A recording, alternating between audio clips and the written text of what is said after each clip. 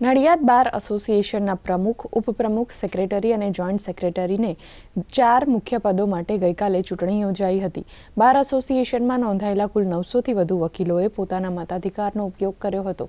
નડિયાદ બાર એસોસિએશનના પ્રમુખ પદે કિરીટ બારોટ, ઉપપ્રમુખ પદે વિલાસ અમીન અને સેક્રેટરી પદે અરવિંદભાઈ પરમાર તથા જોઈન્ટ સેક્રેટરી પદે કશ્યપ સોનીની જીત થતાં ટેકેદારોએ ઢોલ નગારા વગાડીને ફટાકડા ફોડીને ઉજવણી કરી હતી।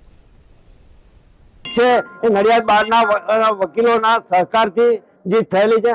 નડિયાદ બારના વકીલોનો ખૂબ ખૂબ આભાર માનું છું અને મારી જીત પાછળ મારા કાર્ય અને મારા વકીલોનો સાથ સહકાર આ બે જ અગત્યના છે। મને આ ચૂંટણીમાં 442 મત મળેલા છે અને નડિયાદ બારના સભ્યોએ મારા પર જે વિશ્વાસ મૂક્યો છે તે બદલ હું એમનો ખૂબ ખૂબ આભાર માનું છું। અગાઉ પણ ઉપપ્રમુખ તરીકે ચૂંટાઈ આવ્યો છું અને ફરીવાર ટોટલ કુલ મતદાન 786 હતું, તેમાંથી 447 મત મને મળ્યા છે। તે બદલ હું નડિયાદ બારના એસોસિએશનના તમામ વકીલોનો ખૂબ ખૂબ આભાર માનું છું। વકીલોના કલ્યાણકારી કામ કરીશું।